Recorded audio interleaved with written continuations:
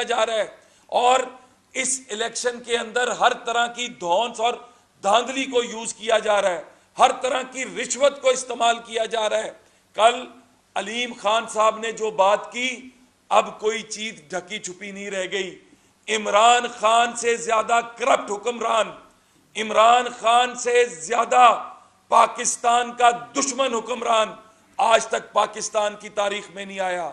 और उसके हवारी उस्मान बुज़दार, जो उसके लिए पैसे इकट्ठे करता था, जो उसके लिए इकट्ठे फरा नामी खातून के जरिए जो पैसे इकट्ठे होते थे, उसमें फरा का हिस्सा था, पिंकी पीरनी का हिस्सा था, उस्मान बुज़दार का हिस्सा था, इमरान खान का हिस्सा था। हम पाकिस्तान को एक ऐसा पाकिस्तान बनाना चाहते हैं जिसके अंदर एहतसाब हो, जिसके अंदर जो पाकिस्तान की दौलत को लूटे उसका एहतसाब हो। हमको ये कह रहे हैं कि हम पर ये कल पाबंदी लगाएंगे, हमें कल वोट नहीं डालने देंगे। मैं ये कहना चाहता हूं, आज सुप्रीम कोर्ट ऑफ पाकिस्तान की हियरिंग है। मेरी ऑनरेबल जजेस से गुजारिश है कि यहां पर असेंबली का हमेशा एक डेकोरम रहे, हमेशा प्रेसिडेंट्स रहे हैं कि वो मेंबरान जिनके ऊपर पर्चे होते हैं, जो जेलों में होते हैं, उनको भी वोट की जो राइट ऑफ वोट है उसके लिए उनको असेंबली में लाया जाता है। यहां पर मेरा मुतालबा है, मेरी जमात का मुतालबा है, तमाम इत्तेहादियों का मुतालबा है कि हम अपने अपने हलकों को रिप्रेजेंट करते हैं। हम तोड़ फोड़ का सोच भी नहीं सकते। बिल्कुल मैंने स्टैंड लिया था, मेरे दोस्तों ने स्टैंड लिया था कि हमें इफ्तारी का सामान रोजादारों तक पहुंचाना है। उसके लिए हमारा वो स्टैंड था और वो आगे भी रहेगा। हम कोई धौंस और धांधली से होने वाले हर काम की मुखालफत करेंगे। तो मैं आपसे सिर्फ आपके जरिए ये गुजारिश करना चाहता हूं तमाम अदारों से कि वोट की ताकत के ऊपर ही जमहूरियत चलती है, वोट की ताकत का हुस्न है जमहूरियत का। और अगर इस तरह के हथकंडे इस्तेमाल किए गए तो हम भी मजबूर होंगे कि हम अपने अवाम को अपने हलकों में जिनके वोटों की तर्जुमानी करते हुए असेंबलियों में पहुंचते हैं, हमारा हक है वोट डालना, अपने अवाम के जज्बात की तर्जुमानी करना। तो हमारा पैगाम एक है कि कल वोट को रोकने की कोशिश ना की जाए। कोई इस तरह का इकदाम किया गया तो जिम्मेदार परवेज इलाही, उस्मान बुज़दार, हुकूमत पंजाब और असेंबली सेक्रेटेरिएट होगा। इनके खिलाफ हम हर जगह जाएंगे और ये बात यहां पे खत्म नहीं होगी। तो मैं इसके साथ ख्वाजा सलमान रफीक साहब से कहूंगा कि वो अपने ख्यालात का इजहार करें। ख्वाजा सलमान रफीक साहब। मैं मशहूद साहब की बात को बढ़ाते हुए बहुत मुख्तसर ये कहना चाहूँगा कि 3 अप्रैल का जो दिन है वो एक पंजाब असेंबली की तारीख का स्याह दिन है। उस दिन जब हम असेंबली में गए, हमारी अक्सरियत हमारे साथ मौजूद थी। मैं बातों को रिपीट नहीं करूँगा क्योंकि आप सबका वक्त भी कीमती है। और उस दिन जब सेशन को लीड किया जा रहा था तो हमारे पास 200 से ज़ायद लगभग जो लोग मौजूद थे। तो मैं और आना मशहूद साहब, मलक अहमद साहब, अवैस लगारी साहब, डिप्टी स्पीकर दोस्त मजारी साहब जो उस दिन बतौर स्पीकर के अपनी जिम्मेदारी सर अंजाम दे रहे थे, बार बार उनके पास कमरे में गए। मोहम्मद खान भट्टी साहब वहाँ पे मौजूद थे। कम से कम 5 दफ़ा जाके हमने उनको रिक्वेस्ट की कि आप इजलास को शुरू करें क्योंकि एक आज का एजेंडा है, आज इलेक्शन है वज़ीर आला का। हमें यही कहा जाता रहा कि 10 मिनट ठहर जाएं। प्रेस को आने से मना कर दिया गया, प्रेस गैलरी बंद कर दी गई। साफी बार बार कहते रहे हमें अंदर जाने की इजाजत दें। तो ऐसा कौन सा आपने काम करना था जो आज साबित हुआ है कि आपने इस वजह से प्रेस का दाखिला वहां पे बंद कर दिया? मैंने खुद जाके डिप्टी स्पीकर साहब को, सेक्रेटरी साहब को कहा कि बाहर प्रेस के दोस्त खड़े हैं, आप उनको मिल तो लें, उनकी बात तो सुन लें। तो प्रेस पे भी पाबंदी लगा दी गई। ये एक आमरीत है, ये एक डिक्टेटरशिप है। और उस दिन हाउस में आप लोग अगर मौजूद है, ज़ाहिर आप उसकी वीडियो वगैरह बनाते हैं, कैमरों में वीडियो मौजूद है। खुद उनके जो वज़रा कराम थे, महमूद रशीद साहब, बशारत साहब, उन्होंने इशारा किया, 15-20 खवातीन तशरीफ लाई उनकी और उन्होंने हमारी खवातीन और लोगों पे अटैक कर दिया। हम उनको छुड़ा रहे थे। मैं खुद जाके मैंने डिप्टी स्पीकर साहब को और सेक्रेटरी साहब को खुद मैंने अपील की कि ये जो हो रहा है आप इसको हाउस एंड ऑर्डर करें, आप तो इस हाउस के कस्टोडियन है। फौरी तौर पर हाउस को खत्म कर दिया गया क्योंकि उनके पास अक्सरियत नहीं थी। ये एक मिलीजुली साजिश थी। मैं समझता हूं कल जो अलीम खान साहब ने बातें की हैं, फिर सरवर साहब ने जो बातें की, उन्होंने कहा है कि मुझ पर दबाव डाला जा रहा था, परवेज खट्टक साहब का नाम लिया है, इमरान खान साहब का नाम लिया है, तो ये शख्स तो इमरान खान है, ये आइन और कानून से क्या ये मावरा है? इस पर कोई पाकिस्तान का कानून नहीं आता। जब हम कौमी और सूबाई असेंबली हमारे पास अक्सर मौजूद है, तो आइन के तौर पर अपोजिशन मुतहदा को हुकूमत का हक है। हम इलेक्शन से फरार नहीं चाहते। हमने अभी चंद माह पहले कैंट बोर्ड के इलेक्शंस में वोट की ताकत से तहरीक इंसाफ को जवाब दिया। हमारे जो 7 वाला लाहौर का हल्का कैंट बोर्ड 100% हमारा रिजल्ट आया है। और रात अगर आपने गौर किया हो तो चैनल्स पे असद कैसर साहब ने भी बाखबर सराय से जो खबरें आई हैं वो इस चीज की तौसीक करती हैं। और सूरी साहब खैर से इतने पढ़े लिखे डिप्टी स्पीकर हैं कि जो पूरी तफसीलात पढ़ रहे हैं, आखिर में उनको यह नहीं पता कि मैंने अपना नाम बोलना है। तो बात यह कि गलतियां जो आपने की हैं इंशाल्लाह ऑनरेबल सुप्रीम कोर्ट में वो साबित होंगी। हम समझते हैं कि इंशाल्लाह जो हमारी आला अदालत है वो कानून और आइन के मुताबिक फैसला करेगी। और इंशाल्लाह कल हमें उम्मीद है कि इलेक्शन का ऑर्डर होगा और इंशाल्लाह मुतहिदा अपोजिशन जो है वो वाज़ेह अक्षर से जीतेगी। अच्छा राणा साहब ये फरमाएगा कि बज़ाहिर ऐसे लग रहा है कि परवेज राय साहब को अपनी शिकस्त नजर आ रही है और वो हर हाल में इस्तेमाल करेंगे कि आपका रास्ता रोका जाए। कल अगर आपके अरकान की पाबंदी लगाई जाती है, वो ऐवान में दाखिल नहीं हो सकते, या कोई इस तरह का इक़दाम उठाया जाता है, तो इसके लिए क्या स्ट्रेटजी अपनाई है कि आपके जो वोटर्स हैं वो अपना हक इस्तेमाल कर सकें?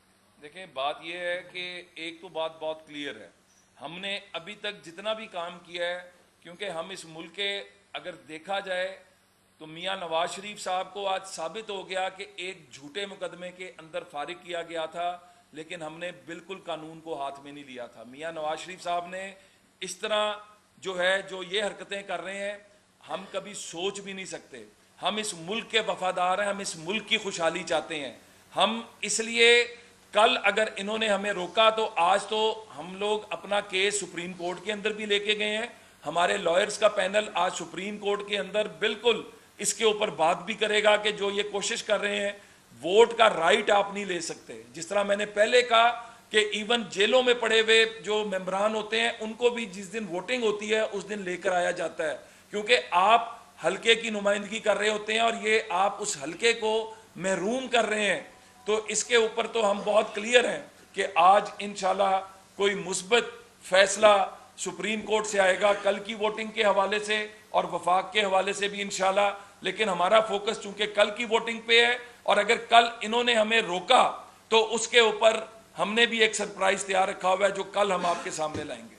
राणा साहब, ये खुद साख्ता जो कमेटी बनाई गई है वो क्या करना चाह रही है और ये तोड़-फोड़ की है, इसका कौन जिम्मेदार है, खुद करवाएगी? देखें, एक चीज बहुत अहम है, जब वोटिंग का प्रोसेस इन्होंने नहीं किया और हाउस को एडजर्न कर दिया, तो हमने हाउस में थोड़ी देर एहतजाज करने के बाद सीटों के ऊपर पुरअमन एहतजाज, उसकी वीडियो फुटेज मौजूद है, वो वीडियो फुटेज बनने के बाद हम सारे हॉल से बाहर आ गए और हॉल को ताले लग गए थे। और इसकी बाद जब हमारे खाने को अंदर नहीं आने दिया जा रहा था, इफ्तारी का सामान अंदर नहीं आने दिया जा रहा था, दवाइयों को नहीं अंदर आने दिया जा रहा था, तो हमने जो एहतजाज किया था वो असेंबली के बाहर खड़े होकर किया था, आपके कैमरों के सामने बात की थी। और उसके बाद जब हम अंदर आ गए थे तो उसके कोई 2 घंटे के बाद आपके कैमरास अंदर आए थे और आपने उस वक्त सारी कवरेज की थी। वो फुटेज भी हमारे पास मौजूद है जो रोजे खुलने से आधा घंटा पहले की फुटेज है। आप सब गवाह हैं उस बात के। उस वक्त तो हॉल भी बंद था, हॉल का कब्जा असेंबली स्टाफ के पास और सेक्रेटेरिएट के पास था, वहां पे कोई तोड़फोड़ नहीं थी। और सबसे अहम बात, असेंबली में कैमरे लगे हुए हैं, ये कैमरे हर वक्त चल रहे होते हैं, उन कैमरों की फुटेज सामने लेकर आए, दूध का दूध पानी का पानी हो जाएगा। और दूसरी बात, ये तोड़फोड़ जिन्होंने की है, जिन्होंने इसके अंदर अपना हिस्सा डाला है, जिनके जरिए ये कराई गई है, हमारे जाने के बाद इफ्तारी करके हम लोग चले गए थे, उसके बाद ये सारा ड्रामा रचाया गया, हमारे पास उनके नाम भी आ चुके हैं, जिन्होंने ये करवाया उनके नाम भी आ चुके हैं। इनको हम हर फोरम पे इनका पीछा करेंगे और इनका झूठ इनके मुंह पे मार के इनका एहतसाब करेंगे।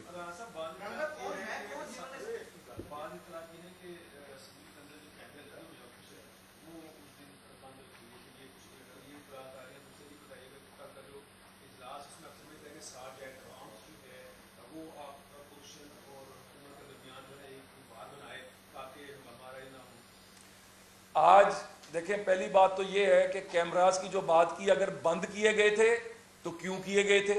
ये तो बदनीयती फिर यहीं से साबित होती है और इनकी मेलाफाइडी इंटेंशन यहीं से नजर आती है कि जब तक हम मौजूद रहते हैं, माजी के अंदर है कि जब तक असेंबली में एक मेंबर भी मौजूद है, असेंबली का स्टाफ मौजूद है, ये कैमरास चलते रहते हैं इंटरनल रिकॉर्डिंग के लिए।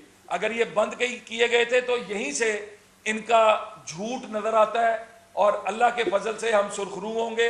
और कल बिल्कुल पहली बात तो ये है कि हम इस बात को इंश्योर करेंगे कि हमारे सारे मेंबर असेंबली के अंदर पहुंचे वोट के लिए। और कल मैं इनसे अब कुछ उम्मीद नहीं करता कि ये सार्जेंट एट आर्म्स लगाएंगे या कुछ और करेंगे। हम इस बात को यकीनी बनाएंगे कि कल वोट भी हो और इंशाल्लाह उसका रिजल्ट लेके वहां से हमजा शहबाज साहब को इंशाल्लाह वजीर आला पंजाब बना के वहां से निकलेंगे। पीटीआई के कारकुनों ने कल जो वहां पर अटैक किया था जहां पे मेंबरान ठहरे हुए, उस अमल को कैसा समझते? देखें, 100 लोग लेके आप कहें कि ड्रामा लगा लेंगे, हम यहाँ पे लाखों का मजमा इकट्ठा कर सकते हैं। अभी चंद दिन पहले हम जब लॉन्ग मार्च पे निकले थे तो मीडिया और आपने देखा था कि सड़कों की सड़कें ब्लॉक थी, दुनिया ही दुनिया थी। हम इनकी तरह तमाशा लगाना नहीं चाहते, हम लॉ एंड ऑर्डर की सिचुएशन क्रिएट नहीं करना चाहते, क्योंकि हमें पता है कि हम जीते हुए हैं, हमें पता है कि वोट की ताकत हमारे साथ है, हमें पता है कि ये भाग रहे हैं, ये भागने के लिए ओछे हथकंडे इस्तेमाल कर रहे हैं। ये अपना जोर लगा ले। हम अल्लाह के फजल से, हमारी सियासत हमेशा शराफत की सियासत रही है, हमारी सियासत हमेशा पाकिस्तान के इस्तेहकाम की सियासत रही है और हम उस पर ही कायम रह के इस पाकिस्तान को कामयाब करा के दिखाएंगे। बहुत शुक्रिया। आखिरी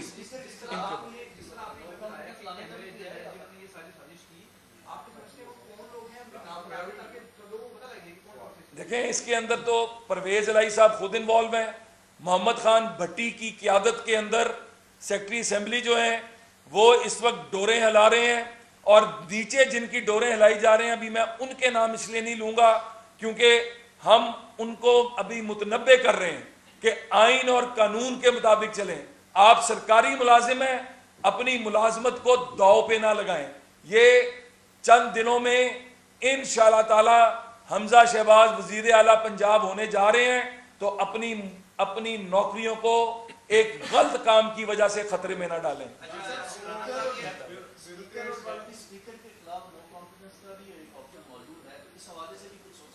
कल हम बहुत ज्यादा सरप्राइजेस असेंबली में लेकर आएंगे और वो आप बहुत कुछ देखेंगे इंशाल्लाह।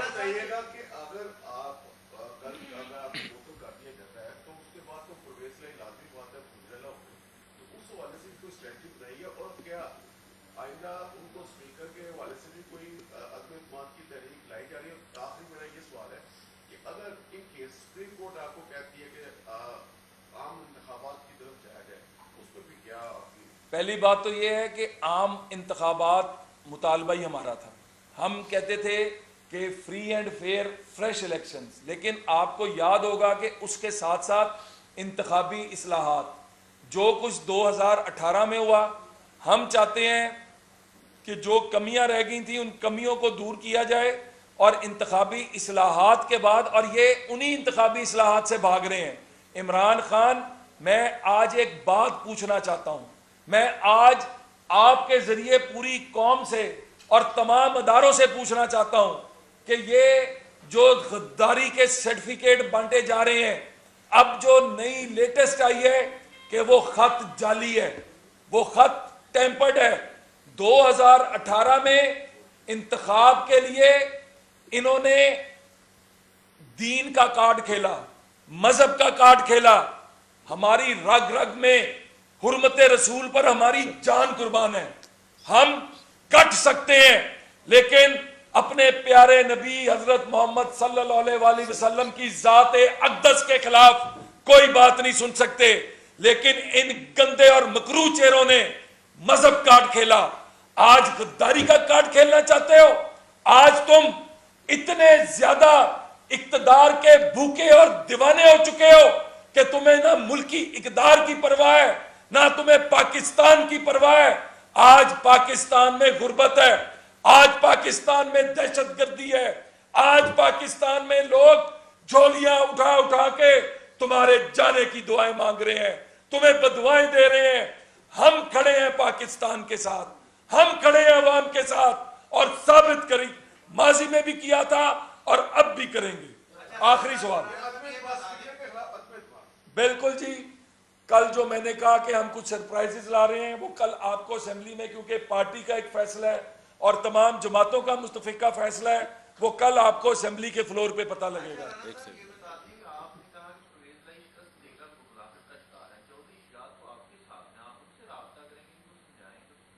चौधरी शुजात ये साहब की बात सलमान वो साहब। समझने के लिए तैयार नहीं है। वो चौधरी शुजात साहब को उन्होंने क्या बात समझने चाहिए प्रोफेसर। देखिए एक बात बड़ी इंपॉर्टेंट है, कल डिप्टी स्पीकर साहब का इम्तिहान है। गुजारिश है कि 3 को तो डिप्टी स्पीकर साहब फेल हुए अपने इम्तिहान में। उन्होंने आइन से तहफ़्फ़ुज़ का हलफ दिया है, उन्होंने किसी की ज़ात से रफ नहीं लिया। अब उन पर जो दबाव डाला जा रहा है उनको किसी दबाव में नहीं आना चाहिए। एक वक्त होता है जब बंदे ने हीरो और जीरो बनना होता है। अब ये डिप्टी स्पीकर साहब या हीरो बनेंगे या जीरो बनेंगे, ये फैसला उन्हें खुद करना है। कल अगर आइन के तहफ़्फ़ुज़ की पासदारी वो करते हैं, इलेक्शन करवाते हैं, तो उनकी इज्जत में इजाफा होगा। नहीं करवाते तो उनका नाम भी फिर सूली की तरह ही होगा। बहुत शुक्रिया जी, थैंक यू। नंबर दे दो 2 लाख